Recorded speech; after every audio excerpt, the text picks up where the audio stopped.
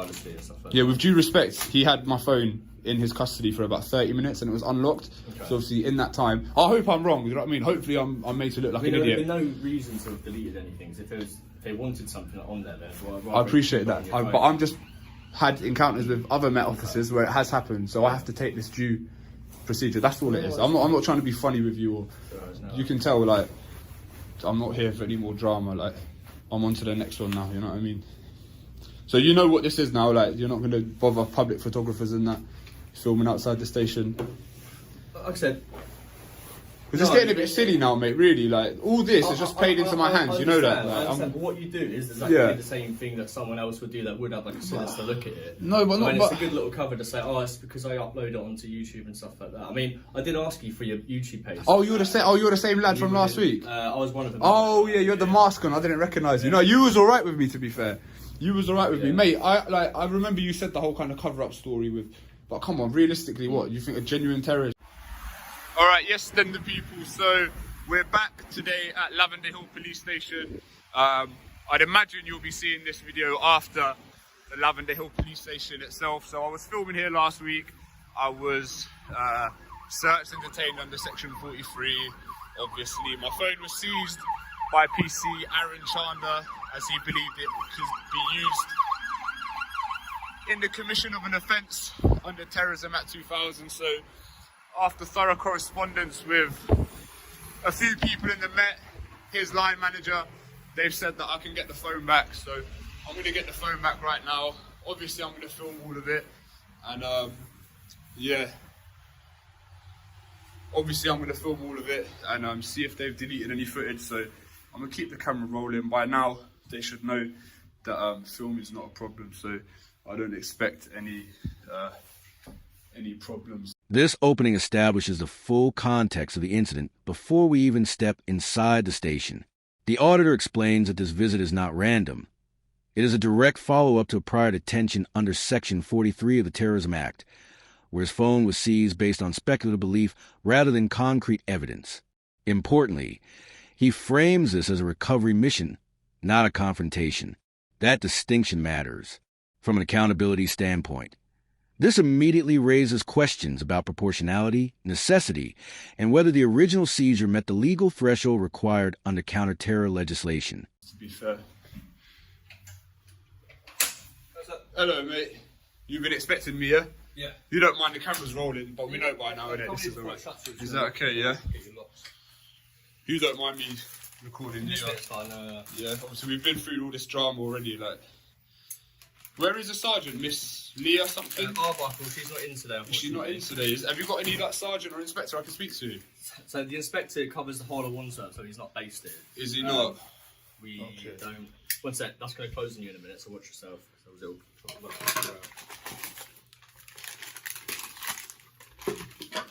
Here we see the first live interaction inside the police station. The auditor calmly asserts his right to record, referencing prior interactions and established understanding. The officers do not directly challenge filming, which is notable. However, the absence of supervisory staff, no sergeant or inspector present, subtly shifts accountability downward. This is a recurring theme in audit footage. Decisions are made, but responsibility is diffused. While the interaction remains civil, institutional avoidance begins to surface.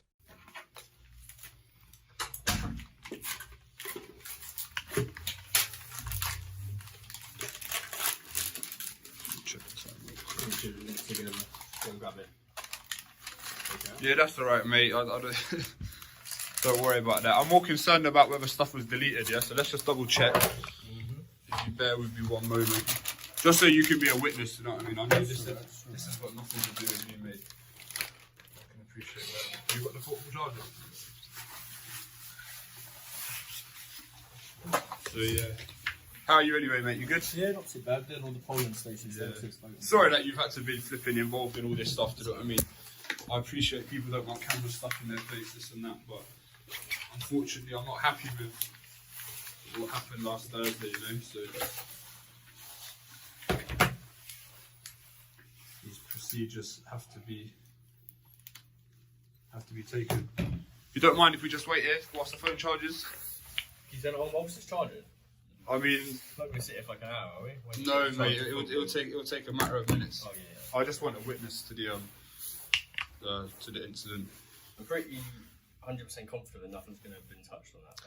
I mean, I hope you're right. Wait, I don't want to listen. doubt the integrity of PC Chanda, but in the past, Met police officers have deleted stuff off my phone. He had my phone unlocked for What this bag was I'm not talking about that bag. No, I'm just explaining anyway. That's to block any incoming or outgoing. Yeah.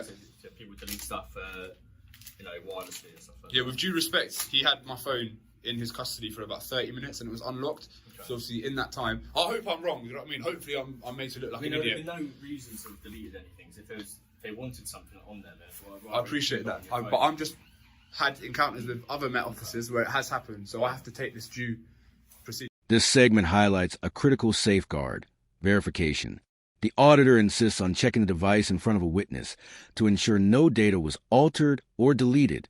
His concerns are not hypothetical. They are based on documented past experiences with the same institution.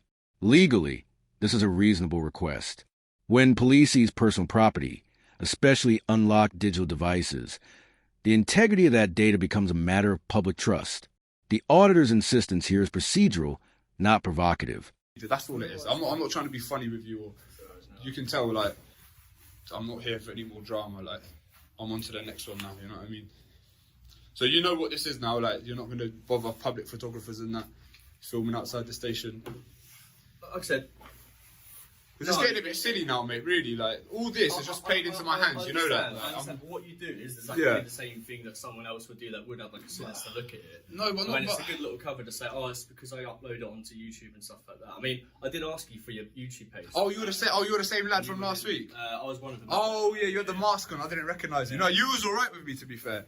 You was alright with me. Mate, I remember you said the whole kind of cover-up story with...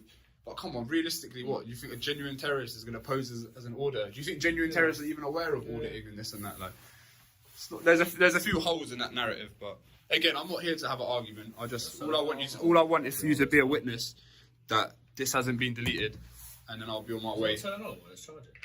This is the philosophical core of the encounter. The auditor challenges the underlying logic used to justify the original stop, questioning whether genuine threats would realistically present as open public auditors. This isn't mockery. It's a rational critique of narrative framing. Importantly, he disengages from argument and refocuses on verification. That restraint strengthens credibility. Accountability work is most effective when it exposes inconsistencies without escalating emotionally. There you go. Just gonna cut the recording. No, but literally. Okay, that's. Okay, we're just double checking that nothing's been deleted. Oh, looks good to me, mate. Yeah, looks good to me, mate. But yeah, I had to buy another gimbal, man. Show you the minute. Look, just got this one back. Everything is in the same condition as I left it, so. Thank you for, honouring what you said you was going to do. But yeah, it looks like all the footage is there. And that's about it, really. Alright, thank you. This is the resolution phase. The device powers on, footage is reviewed, and nothing appears to have been deleted. Credit is given where due. The footage remains intact, and the return of property is completed properly. Acknowledging correct conduct is essential in fair auditing. Accountability isn't about hostility. It's about outcomes. In this moment, transparency prevails, and the interaction de-escalates naturally. Thank you for your service, mate, yeah? Take care, mate. You too.